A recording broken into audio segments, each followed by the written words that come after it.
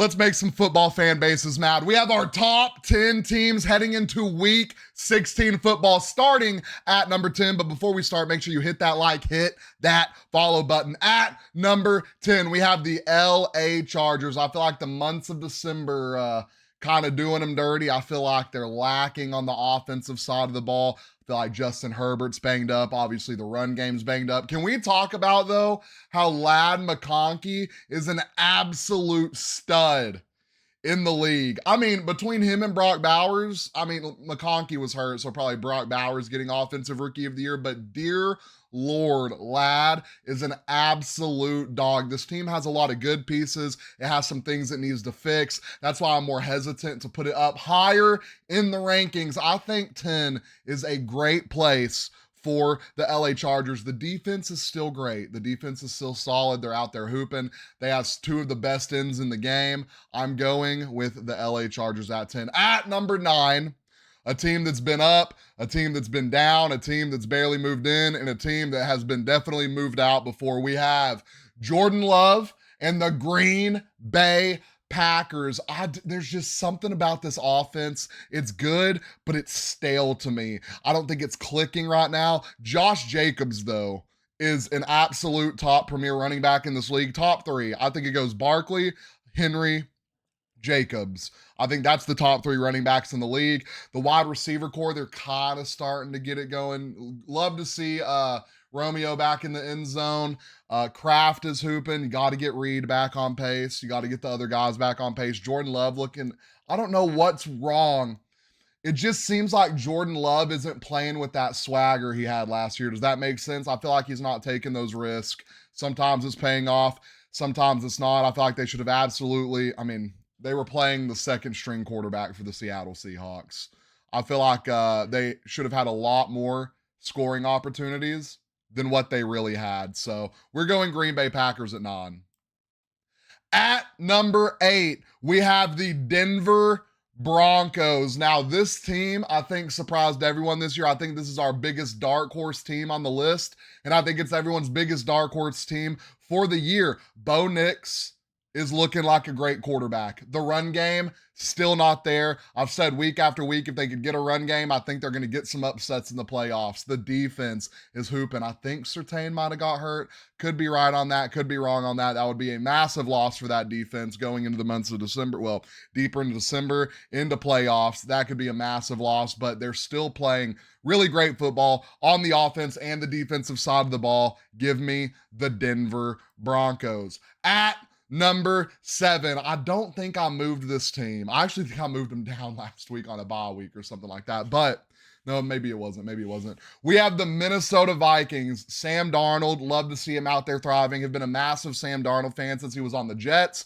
I thought he was going to fix the Jets, but some of these quarterbacks need changes. They need to find a coaching system that is for them, and Sam Darnold has found that. Aaron Jones is running the rock amazingly. You got Justin Jefferson, Addison, and TJ Hawkinson. A quarterback could ask for nothing else. And that defense is playing amazing ball. I would assume if I looked at it, top 10 defense. I don't have everything in front of me right now, but I'm assuming a top 10 defense.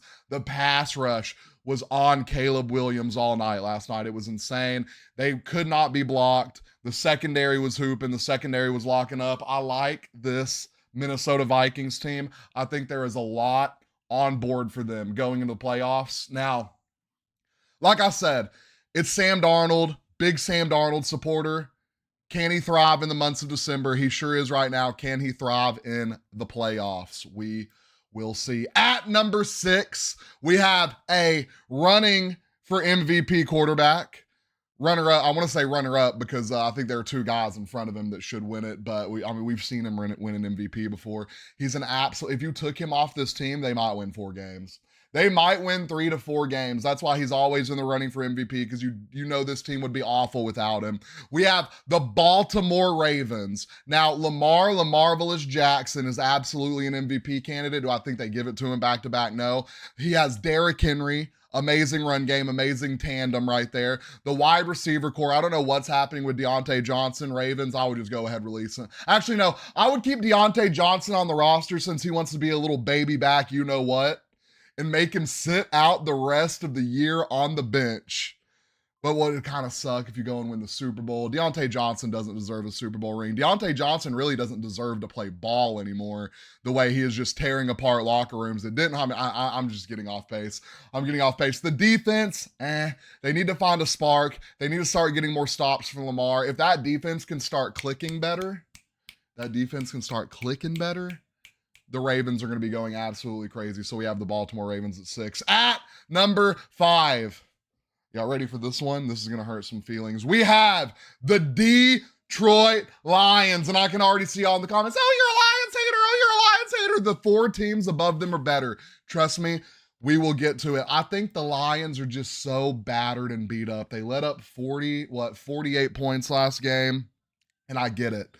The defense is battered. The defense is beat up. That's part of being a top 10 team in the league. I got to judge them off injuries. I got to judge them off everything. I think their defense is getting exposed even more now. I didn't think it was great to start with. They kind of started proving me wrong every week. That's why we got them to the number 1 spot. I think they're doing what they can. I personally, let me shed some light on it, think Dan Campbell should win Coach of the Year. What he is doing with 19 injured players, he should win Coach of the Year. But the defense is looking beat up. The offense is starting to get it. David Montgomery out the rest of the year. Now, Jared Goff had a legacy game. I get it. 500 yards, 5 touchdowns, something like that. He's not going to do that every game, ladies and gentlemen. And he lost that game. And I have said time and time again, if Jared Goff has to go out there and pass that ball like that, the Lions will not win football games. And that's what happened. Now, maybe they find someone that can take the place of David Montgomery or bandage it up, but that's going to be hard shoes to fill. What I wouldn't want to happen is Gibbs get an absolute stacked workload and him get hurt too. That would be absolutely sickening. I do want to see this team do good in playoffs, but with all the injuries, got to move them down to 5. At number 4, another team coming off a loss, but they're just so dang good. They're still in our top 5. Give me the Pittsburgh Steelers. This team, Russell Wilson is a monster. Najee, when you can get him going, he's an absolute dog. They were without George Pickens last week. It was kind of I think they're just kind of letting him rest, getting ready for playoffs. Don't want to exert him too much. I think the Lions need to take a picture out of that book.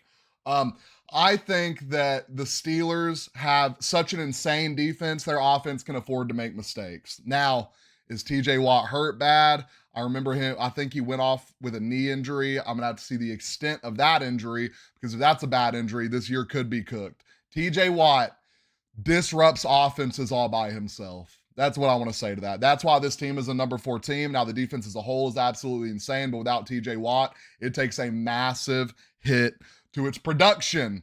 But Mr. Unlimited, you love to see him out there spinning the rock. You love to see him out there spinning the rock. At number 3, we have the reigning, defending Kansas City Chiefs. Patrick Mahomes has a potential significant, not significant ankle injury. We saw him win the Super Bowl with it last year, all through playoffs. So we'll see how that goes. Are you going to play him against the Texans? That's going to be an interesting question. Do you roll Carson Wentz out there and roll the dice? You have a 2-game lead on the Buffalo Bills. The Buffalo Bills will have the tiebreaker, so you kind of need to stay at least a game ahead of them. Maybe you sit Patrick Mahomes next week. The Kansas City defense is, tell me if you've heard this in the top 10, ridiculous. The Kansas City defense is insane. Their run game starting to get going with Pacheco back. Kareem Hunt still there getting some reps. You have Carson Steele's an absolute dog. I mean, when Mahomes is spinning it, he can throw it to anyone. He's dragging the 45-year-old, not that old, but you know what I mean, DeAndre Hopkins across the finish line. They could be getting Hollywood Brown back soon. Looks like this team is kind of getting healthy, other than Patrick Mahomes. When you need them to get healthy, give me the Kansas City Chiefs at 3. At number 2, we have the Buffalo Bills. And when I tell you Josh Allen is the MVP this year, but why do I not have them at number 1?